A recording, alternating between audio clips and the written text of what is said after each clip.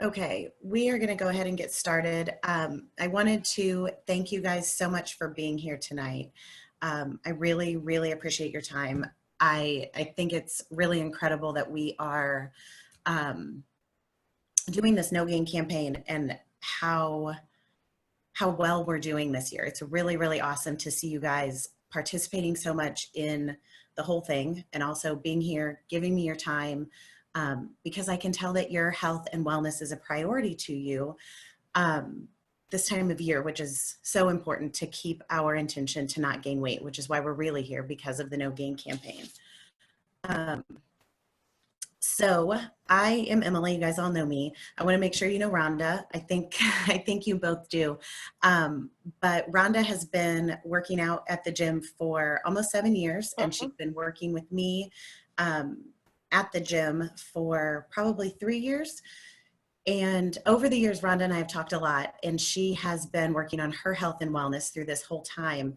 So she and I have talked a lot, and she is so wise and she knows so much, and she can share her experiences with everybody now that she has taken this health coaching certification that she did. So over the last year, Rhonda worked really hard in the class, and she is now taking clients for the health coaching. So I will let you talk a little bit more about it, Rhonda.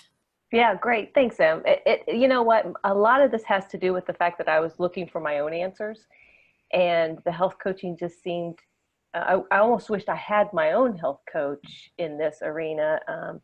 So I like to say it kind of found me. I was more interested in finding my own answers, and then again with my own interest in science and the things I've been working with you with the nutritional standpoint. It just all came together real perfectly, and I would love to be able to help people get there a little quicker than I think I have. And so if I can bring some value in that regard, I'm excited to do that. So yeah. I'm excited too. I think it's going to be so beneficial, for anybody that works with you, and even just having you around and in the gym to talk to everybody is really great. Okay, so we're doing this class tonight because we're right in the middle of the No Gain campaign. We set the intention not to gain weight over the holidays. Last month, we talked about the more physical sort of things that were going on in our body. When we were eating too much food, what was happening when we were eating too much food, what was happening when we ate too much sugar specifically, what was also happening physically, with the extra stress in our bodies. So we talked about sort of more of the physical side of why we were eating the way we were eating last month. And this month, we want to talk more about our minds and our emotions. So what, our thinking does to sort of drive, what we're eating and how much we're eating. So with, the food temptations are going to be there. We talked about that. Now we also have lots of stress, lots of events, lots of obligations, lots of, family time, interactions with friends, and all of those things can really play a toll on our mental resolve to keep that intention to not gain weight. So tonight we want to talk about, the obstacle of our thinking and how that is, potentially driving our eating behaviors. And then we're going to talk about some strategies on, how we can maybe change those or make some different choices so that we can keep that intention to not gain weight. And this topic is huge. There's psychologists who, specifically work with eating. Yep. So Rhonda and I are not therapists. We're not doctors. We're not saying anything like that, but we both have personal experience with emotional eating. We both have worked on our emotional eating over the last, 5, 6, 7 years. So we're going to sort of come at it from that perspective and from, what we've done in our lives. So hopefully our insights and our ideas might help if you have, some potential issues that have come up or that will come up. To start with, let's just say, what is emotional eating? To me, emotional eating is eating for any other reason besides hunger. I think emotional eating has a really big negative connotation around it, because when I've talked to people, I've gotten reactions like, oh my gosh, I don't emotionally eat. That's not me. I don't sit and eat the whole bag of chips or eat, all the Chips Ahoy cookies or whatever it is. That was sort of what's in your mind when you say emotional eating. But to me, it's just eating for, another reason besides hunger, besides fueling your body, besides surviving. Rhonda, what would you say if you were talking about that? Yeah, exactly that. And I've tried to come at it a little bit differently here recently because there are times when I eat and I'm not hungry. For instance, breakfast, because I know that's setting me up for success for the day. So, when I got to thinking, gosh, am I emotionally eating because I'm not hungry? So I have another way of thinking about it also. For me personally, it usually happens very quickly. It usually happens when I'm standing up. And for me, I've also found it usually happens about the same time of day. It's usually in late afternoon, or after dinner time frame. So I can, that's the times I feel like I'm eating for a reason other than nourishing myself or I'm hungry. So, and then it's the feelings afterwards that I pay attention to, because when I eat my breakfast and I'm not hungry, I don't feel guilty. But when I'm standing at the counter eating whatever it is, I usually then afterwards feel some shame or some guilt around that. So that's a key for me to keep in my head when I'm thinking about what I'm looking for, you know. Because also I want to add, while we're thinking about what is emotional eating, it's good to think about the fact eating and emotions have gone together since we were born. Uh, Breast milk is sweet. We are programmed to want sweet because in nature, sweet is safe, as opposed to anything like salty or sour. Those tend to be poisonous in nature. So when you're first born, or you're hungry, so you cry, you get fed sweet milk, you get held by your mother, so you've got that comforting component to it. So emotional eating is something, eating and emotions, I should say, is something we've done since day one, and not it's definitely something to keep in mind as we're talking about this, that we're almost pre-programmed to do this to a degree. So I absolutely agree yeah, with that. Eating is the most basic way that we know to comfort ourselves, and it's the thing we have to do for survival. We can't right, not eat. So, we have to have that. And probably that's one of the reasons why it is tied to emotions, because if we didn't feel something about food, we wouldn't do it, and then potentially we wouldn't survive, right, right? exactly. So Mm-hmm. Exactly. but I think you're absolutely right about the kind of eating we need to, or we're going to talk about tonight, is the kind that you think afterwards, I shouldn't have done that, Mm-hmm. or I'm going to do better tomorrow. The standing at the counter is a big sign for me, because there's a reason why I didn't sit down with my meal, with my amount of food. It's Right. because I'm just eating out of a bowl, or just trying to get as much in as possible. So that's a signal for me. And you're right, what you feel afterwards is the biggest key to what's going Right. on, and if it might need to change. If Right. you're not feeling good about what you're doing, then it's not in line with your true self, Right. and you're not taking yourself closer Mm-hmm. to your goals, or where you want to Mm-hmm. be Mm-hmm. at the end of Exactly. the day. Mm-hmm. So let's talk about why we eat emotionally. For me, for women, I think a lot in general is that we've dieted too much, that we've been Mm-hmm. on a diet for too long. We always, and I say always, we don't always, but we always want to lose weight. We want to be smaller. As women, it's just sort of a thing that we do. So for me, I gave myself my emotional eating issues because of my diets. When I was younger and growing up in my early 20s, I really didn't have a lot of, issues with my relationship with food. I could eat kind of what I wanted to, and then I was fine with it. I didn't feel like I needed to eat all of the cookies or all of the pizza or all of everything. I could have it here and there, and then I could move on very easily.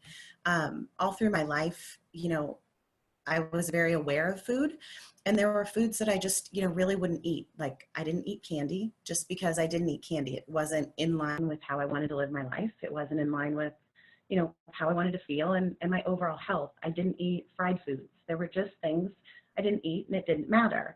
And then I started competing. So I had to diet for, a long time, and it was very restrictive, and had to be very, very deliberate with what I was doing. And at the end of the prep, it caused me to sort of fall off the cliff.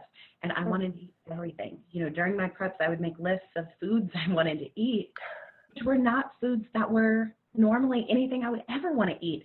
And I wanted to eat all of them, and I wanted to eat lots of them and all the time. And it was really, really, really bad time in my life. It was really hard for me to be doing this because it was not how I wanted to live my life. Mm-hmm. I was walking into the gym, excuse me, I was walking into the gym and everybody thought I was still, you know, eating all the right foods and doing all the right things, and I hated myself. So it was a really, you know, hard time in my life. So I sort of gave myself those emotional eating issues. But if you think about it, too much restriction and you end up eating too much eventually. You know, if you eat so few calories for a long time, you also end up slowing your metabolism down. So then when you do end up eating or overeating, you end up gaining faster because your metabolism is slower. So more of that food gets stored. Whereas if you would have just been eating normally, if you eat a little bit too much, your body can handle it a little bit better. Also, the potential of being so restrictive that, you know, you're not giving yourself enough protein or carbs or fat that are essential to live. Your brain perceives that as a nutritional deficiency, and it's going to drive you to eat because it needs the stuff it needs to function and to survive. So you're going to have those, you know, those things going on telling you to eat and driving you to eat in ways that maybe you wouldn't normally because you've been deprived. Plus, for me, I got sick of saying no to myself. You know, I had a little 5-year-old in my head saying, but I want it. I want the granola bar. I want the Blizzard. I want the whatever sweet thing I could think of at the time. And I just, you know, I had told her no for so long that I didn't have the willpower left to tell her no anymore, to, you know, actually do the things I wanted to do. So, you know, I gave myself my issues later in life. But Rhonda, your emotional eating started younger than mine. When do you first remember thinking about it? Oh yeah, I feel like my emotional eating has very deep roots, and that was one of the good things when I heard your story, because I didn't realize that side that was possible. I thought what I experienced was one of my very first memories of understanding that I was using food incorrectly or was not being good with food was when my mom came to pick me up from my grandma's. I used to stay with her during the day. My mom went back to work when I was young. And I remember we were standing in my grandmother's kitchen and they were having a conversation, and I heard the words, "We need to watch what she's eating." And I knew it was me, and I started crying. And I think my little brain thought that grandma and I couldn't have fun in the kitchen anymore, because we spent a lot of time in the kitchen. My grandma was an amazing cook, and that's what we did. And interestingly, then I think it's also about that time, I'm guessing I'm 4 or 5. So now all of a sudden I feel bad about the food I'm eating. I feel like I'm not supposed to be eating.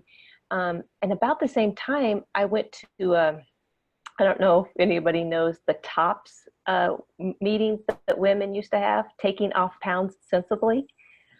It was a rare evening. I went with my grandmother to one of these meetings. I didn't know what I was doing. I was just hanging out with my grandma. And I remember the line of women waiting to get in the door. And then I wanted one of the necklaces that some of them got. It was a piece of yarn with a pig on it. And my grandma, I remember her saying, "No, no, no, you don't want that." And I didn't understand that. What 5-year-old wouldn't want a yarn necklace? But I think that's where I learned the shame with the weight. You know, and it's been years that I finally have come back to these memories. I figure these memories have a purpose. And I'm putting some adult thinking into what, you know, a little child would have been taking in at that time. And so I think that's where, you know, I picked up a lot of my ideas about food and weight, and I didn't even know I was carrying them around. So that's the interesting part. And I think, you know, every individual story is different. Obviously, you didn't have those stories as a child, but, you know, sometimes we will call someone a child a picky eater. And sometimes those kids are a little bit more temperamental and so hard to get along with, harder to manage. Or I think in my case, I was considered to be a good eater. So I was good and eating. So food just became one of those things that I did well. And so that got approval. So it was a mixed message for me. And I think I had taken that on with me into adulthood. And it's taken me a while to go back and think about those things from a different perspective. So yeah, it's, the idea that I need to clean my plate at dinner in order to get dessert was also something that was very ingrained in me to this day. I feel like the dessert is the reward. So it's having to go back and undo some of those things. So, yeah. It is so interesting what we pick up from so early in life and how it can affect us for the rest of our lives. You said you were good because you cleaned your plate. A lot of people say, they're good because they're eating good foods, or they're bad because they're eating bad foods. Right. Foods, people will walk into the gym and say, Emily, I'm so bad. Well, I know they're talking about their food choices. I know they're not telling me that they're robbing banks or lying or stealing.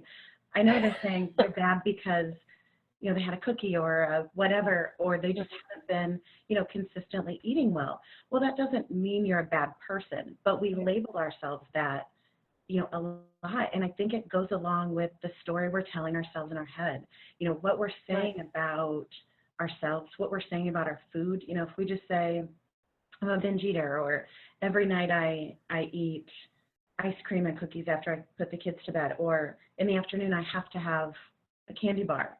Those stories we tell ourselves, that loop that's, going on in our head sort of drives our eating behavior. And it also reinforces, these habits and sort of makes them okay because we tell that story all the time. So what are some other, what are other things that we're telling ourselves in our head, and how can we possibly start to change those stories? Because I think, changing the stories helps to change the habit for sure. Absolutely. And for me, it was knowing the story was there to begin with, because it's a real interesting switch that gets turned in your head if you think you're being bad because you've eaten something that you may not supposed to.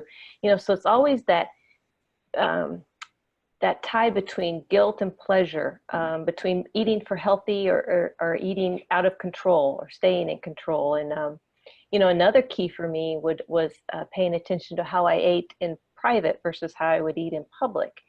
Where there's some things going on in my head differently with that, and just looking for those things first of all, for sure. I do. Yes, I know the private versus public was a big one for me, because I was eating in such a way that was so not in line with what, I would tell other people to do, or even really just how I wanted to live my life. There's just such a big conflict in there. And I felt terrible. I felt terrible about myself. I hated myself. I felt just awful. And I didn't know how to pull myself out of it. But the beating myself up, the negative self-talk that I was doing, around all of that was not helpful. It's an attack. It's absolutely an attack on your system. And we go into that fight or flight. And we talked about, fight or flight with the stress response last month. But, it's self-created stress, yes. But generally with that much stress, we use food to bring it back down. And like you said, if we're bad and that switch is flipped, we're going to keep being bad. We're going to keep eating because we're bad. We may as well just keep being all the way bad. So how you're, kind of judging yourself based on your eating behavior too is another clue to me. Something might need to be adjusted. And we also have, like the stories that we've been talking about, but, false beliefs are things that we've connected with food. Oh, yeah. Our whole lives. Yeah. Oh, for sure. Oh, yeah, absolutely. I mean, just think about going to the movies, how going to the movies is automatically connected with popcorn. If you're going to a ball game, it automatically gets connected with peanuts and Cracker Jack. This time of year, how the holidays are automatically connected with, all those memory stories. Like, the holidays for me was our neighbor's cheese ball that was always brought over, and the caramels, and, the idea that it's not the holidays unless, that connection with those memories are so strong. And then I think some of those food memories for me are like trying to bring back that comfort of that time. So it all kind of gets tied together in a big circle when you pick it apart, I think. Oh, I think so too. And I think with this time of year, the limited time foods that are out, kind of cause us to think, oh, we got to go have that spice latte like we talked about last year, or the foods that aren't going to be here Right. For long, we got to eat them all right now. So same with that cheese, you got to eat it when it comes to your house. Right. So we have all these reasons, kind of why we are emotional eating, whether we kind of have dieted too much as adults, we got told something as a child or picked up something from the media as a child, kind of what we're thinking. All of those things go into our emotional eating. They go into the decisions that we make and how we're eating, our eating habits. So what is, what are we going to do to stop this? What are we going to do to change, how we're behaving around food if we need to? Yeah, that's the question of the evening, right? For me, I hope the one takeaway that people will take is to be interested in the evolution of it. It would be very nice if you and I could sit here tonight and say, here's the one answer, right? That would be wonderful, and we'd be very wealthy. But it really is, and for me personally, it's been a real evolution of just staying curious about when that behavior pops up and I don't like it. Trying to stay interested in why it's going on instead of beating myself up about it, first of all, for sure. And being open to the fact that it can evolve over time. And it's taken time, for sure. It does, and it does take time. And you're right, it's not an overnight, there's not going to be one answer and it just stops immediately. Right. It's going to happen. We're going to have those emotional eating things that come up because this is life. We are going to get triggered. We are going to have extra stress and things, and there will be food around. I know for me, the evolution, sounds like a really good way to put it. Chipping away at it sounds like a really good way to put it because it was just little by little. I feel like when I was at that rock bottom sort of point, I didn't think it was ever going to get better. I thought it was going to be so hard. I would never be able to get back to a normal relationship with food. I really, really, truly thought that. And that was the time when I hired a coach because I needed help.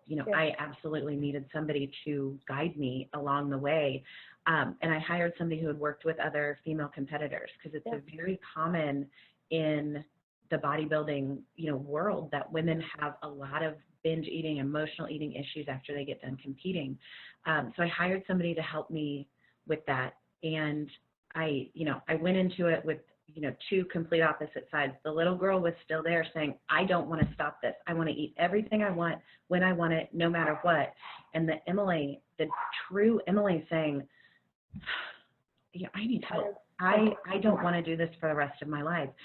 So I just went in with an open mind and I kind of thought, okay, I'm going to try what this girl says. I don't think it's going to work, but it can't get any worse. And it just sort of, I remember the day when I was like, oh, wow, I didn't feel like eating 2 meals right now, because I was wanting to eat lots and lots of food. And I was like, okay. And then I thought, wow, I didn't, like the time between the eating episodes got longer. And then the food that I was eating during those episodes got smaller. So it just kind of was a progression. Yeah, definitely. Yeah, that's so interesting to me because you had a normal relationship with food at one point in your life.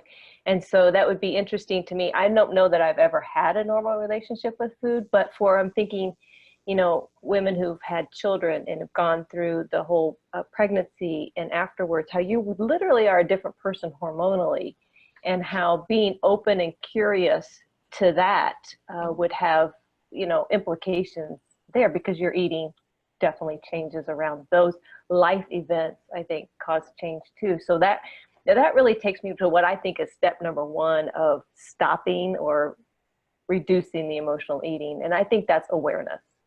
Just to really wrap your head around the fact that things are different or changed or not the way you want them to be. And really the key for me was to look for patterns. If I saw myself eating in a way I didn't want to, was it happening at the same time of day? Was it happening after the same event? And a lot of times I think women, we eat to fill ourselves up. We're looking for connection.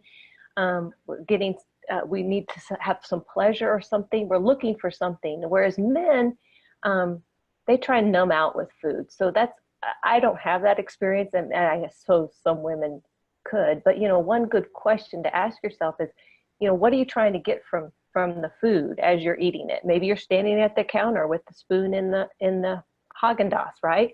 What is it I really need would be a really good question. Um, you know, I had this experience actually when I was looking for the patterns when I would go down to my mom and dad's for any holiday meal. I was fine during the event. I could control what I needed to do. It's when I came home and was so I'm an adult now, I have my own children, but when I was in this adult space, I would just eat constantly for the next hour or two after coming home with these, and I saw that pattern repeat itself. So that gave me a clue as to something was going on. So I had to become aware of that and look for that pattern. One that I'll post it in the chat when we're done here, but I just saw a very interesting TED Talk by Dr. Joan Rosenberg, and she refers to, and you mentioned that being critical on yourself, and she mentions 8 unpleasant feelings that we're really all trying to avoid, and that's sadness, shame, helplessness, anger, vulnerability. Let me see if I can get them all. Embarrassment, disappointment, and frustration.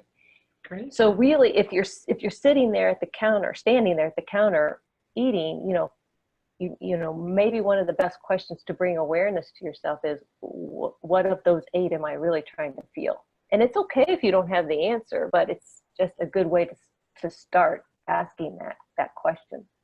But I think that's step number 1 is awareness, for sure. And I think asking that question in a very non-judgmental, curious way is key. You know, why, hey, Emily, why are you eating? What do you need right now? What is this? And then just listen to the answer and then try and give yourself, what you need. But if you ask yourself that question in a nice way and not a beating yourself up way, you'll get a lot farther, with that awareness. Mm-hmm. Yeah. And then I think step number 2 is really to look for like imbalances in your life, especially this time of year. Stress, it's, we don't even have to talk about how much stress, especially if you're working full time, you've got kids to take care of, you're trying to get all the Christmas things done. That overwhelmed feeling could lead you to want to, again, comfort yourself with something that you're not getting. So that imbalance, I think, is real key to look for as well. And maybe you're just bored sometimes too. After the holidays, it might continue because you're used to being at a certain level, and now all of a sudden you almost feel bored. Mm-hmm. So that might be something. Sometimes eat to procrastinate. Something I don't want to do, I'll go look in the fridge and check on the food and see, right. See if there's anything I need to do with that food. Right. I think, going along with stress, putting a priority on sleep and rest for yourself is so important as well. If you don't sleep enough, you create this hormonal position in your body where you crave more junk foods, you crave more comfort foods, you crave those calorically dense foods. Mm-hmm. And the hormone that gets sent from your digestive tract up to your brain that says, hey, I have food in here, I'm satisfied, I don't need more, gets down-regulated. So you keep having this appetite and you end up eating, more than what you would, in a normal situation. So if you say, hey, Emily, why are you eating, another English muffin? And you say, well, I'm tired. Then it's the next step is to say, okay, well, let's go upstairs and take a nap instead. Right. And if we're still hungry when we get done with our nap, then we can eat. At the table, Oh, for sure. Absolutely. Yeah. And I think that ties into feeling those unfelt feelings, even if it's fatigue, just sometimes I think as women, it's so hard for us to admit we're just tired. And there's no crime in just being tired, because and then a lot of times that ties into you wanting to eat, because the only way your body can digest food is to relax. So a lot of times your body will call yourself to eat in order for it to be able to relax and overeat, because then you literally are so stuffed and your body has to go into a relaxation mode in order to digest. So it's another cycle that you really need to pay attention to, I think, to help bring that balance back when you're feeling out of control, for sure. Yeah. So how do we feel those feelings? If we've been not feeling them for so long or eating them for so long, what do we do to start feeling those feelings? Yeah, and that's the key. The key for me there was to go back to the patterns, to watching my behavior, to be aware of that, And to ask myself those questions that I later, after I'd had the episode, is to go back and, like you said, in a very gentle, non-judgmental way, hey, Rhonda, what was going on? What were you really feeling when you came home from your mom and dad's? And it was frustration, honestly. That was a big one. And so we put together a worksheet, and I'll put it in the chat afterwards, but it's an emotional eating inventory, and it starts to ask some of those questions that you might want to just explore, you know, whether you have a history with some deep roots like I do, or like Emily, you just got some things that have been triggered through life events. It's not a bad idea just to start thinking about where these patterns might have gotten started in your life. So I'll put that in the chat box as well. And, you know, taking that inventory and just looking at things and, you know, really looking at yourself, that's the way to grow. You know, that's the way to keep moving forward in life. So those kinds of things, they're not, you know, anything you need to feel bad about, but it's just a starting point. You know, it's just something that it is what it is. You know, and I just got tired of it. I got tired of feeling that way. And so I didn't want to feel the things, and I didn't necessarily want to put those emotions in it, but man, I just got tired of the pattern because I wasn't making any progress. And so that's kind of where I reached my wall. Is like, I'm tired of wasting time going around the same mountain, if you will. So. Absolutely. So you got to make a change. And that change is sometimes uncomfortable. And it seems like nowadays we don't really want to be uncomfortable. You know, we live in heated, you know, homes, and we're never really too cold or too hot. We always have food. We're not really too hungry ever. You know, we're just very comfortable. And so we don't like to be uncomfortable. But as adults, we know that life isn't going to be comfortable all the time. Our relationships are never going to be just fun all the time and perfect. Work isn't going to be fun all the time. It's not going to be, you know, a party every day. There are things that we're going to have to do that are uncomfortable. So, you know, if we're real comfortable driving through and getting a sweetened coffee and a donut every morning because it tastes good and that's what we want, making that change to, you know, an omelet with some vegetables and a piece of toast might be a little uncomfortable. But in the whole big scheme of things, you know, you kind of have to put off the immediate gratification every once in a while as an adult to, you know, kind of look at the long-term health. You know, I mean, if you had a cavity, you would go to the dentist. It would be uncomfortable. You would get it fixed because it's important that we have teeth. So you kind of have to look at, you know, your overall, where you want to be, and think about how uncomfortable it really is going to make you, you know, to eat something better in the morning. And it actually will make you probably feel more comfortable because you're, you know, going to have a healthy breakfast and a good start to your day. Right. Exactly. Yeah. And for me, you know, it just comes back to that, just thinking differently, using those obstacles of the holidays really over time has helped me. So like I mentioned, going down to my mom and dad's, and I am still in a position to be doing that here in the next couple of weeks. Knowing that fills me with some frustration. There's just things that, you know, my parents are in their 80s.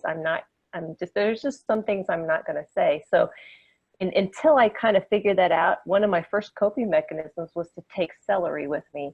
So on the drive home, I could chomp on that celery, and that really released some of that tension until I had enough time to really figure it out. It took several attempts, but you know, that was one of my coping skills that I used to try and figure it out along the way. You know, and I was thinking about the fact that now I've discovered acupuncture, and some of those things, and I know you do Reiki, that are just alternative ways to try and figure out where that energy is and what it's going. And then recently I've started to try and become really aware of my dreams. First of all, I'm dreaming, so that means I'm sleeping really well. So that's good. It hasn't always been the case. And it's not so much the details of the dream, it's how I'm feeling in the dream. So for instance, a couple of dreams that I have recurring, I'm extremely angry. And I'm not an angry person in real life. I don't think I feel angry, but in these dreams, man, I am really angry. And so I'm trying now to try and explore some of that when I'm awake. It's like, well, where is that anger? It's got to be in here somewhere because all feelings are energy, right? So I think things like that are all possibilities. And again, it's an individual thing because we all have individual stories. So there is no one answer, but that's the other side of that, unfortunately. And there are many things I think that we're going to do, you have to do, kind of come at it from all angles. But I'm really interested about your dreams. I'm excited to hear what happens with that, right. figure out from that. Okay, so recapping the kind of steps to take if you're finding that you have these emotional eating episodes and these triggers. Being aware first, being aware in a non-judgmental way. Be nice to yourself. Addressing some imbalances, whether it's stress, whether it's not enough sleep, not enough rest. Also nutritional imbalances, making sure you're eating enough of the right foods, and then also feeling the feelings that you need to feel, and just taking all that in and sort of using it to move forward, to progress, to get closer to who you really want to be and how you really want to live. I think is sort of the ultimate goal, right? Yes, and it is a process, so be patient. I'm still working on it. Who knows what'll come up? Yeah, absolutely. Yes, it is a process. Okay, so that is all we have tonight. Thank you guys so much for your time. We will definitely take questions if anybody has questions.